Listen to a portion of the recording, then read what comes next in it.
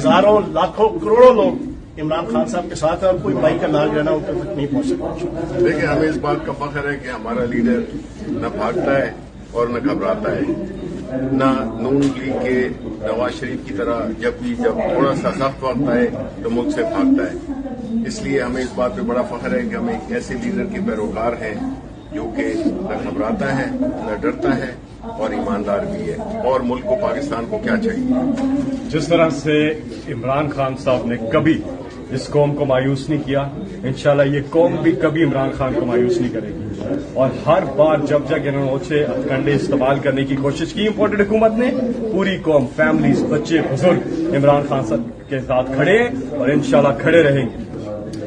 बिस्मिल्लाहिर्रहमानिर्रहीम। औलाद की तरह इमरान खान साहब पाकिस्तान कौम के लिए खड़े हैं और हम लोग भी इमरान खान साहब के सिपाही औलाद की तरह उनके साथ खड़े हैं। इस इम्पोर्टेड हुकूमत ने इस तरह कुछ कंडे इस्तेमाल किए तो ईंट से ईंट बजाएंगे। ये सिर्फ और सिर्फ इस्लामाबाद की मेयर के इलाके से जो आज़ादी हमने साम्राज्य से 1947 में ली थी, उस आज़ादी का मुकम्मल हकीकी आज़ादी की जंग पाकिस्तान के बहादुर इमरान खान की लीडरशिप के अंदर, कैप्टनसी के अंदर ये सब और सारी कौम लड़ रही है। एक कदम इस पे पीछे नहीं हटेंगे। हकीकी आज़ादी से कम ये कौम कुछ मंजूर करने को तैयार नहीं है।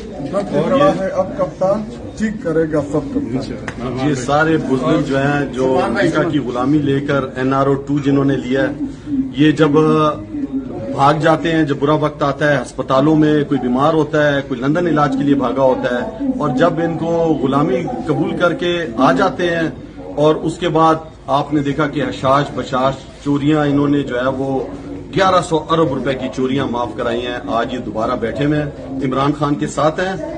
इंशाल्लाह पाकिस्तान को हकीकी आजादी की तरफ लेकर जाएंगे और इन चोरों को इबरत का निशान बनाएंगे। और कायद-ए-आज़म के बाद पाकिस्तान की तरक्की सिर्फ एक ही शख्स कर सकता है, वो इमरान खान है। इसलिए कौम से गुजारिश है कि जब भी कॉल दी जाए इमरान खान के लिए उसके साथ निकलें और अपना और अपने बच्चों का मुस्तकबिल जो है उसको सेफ और सिक्योर करें। Thank you.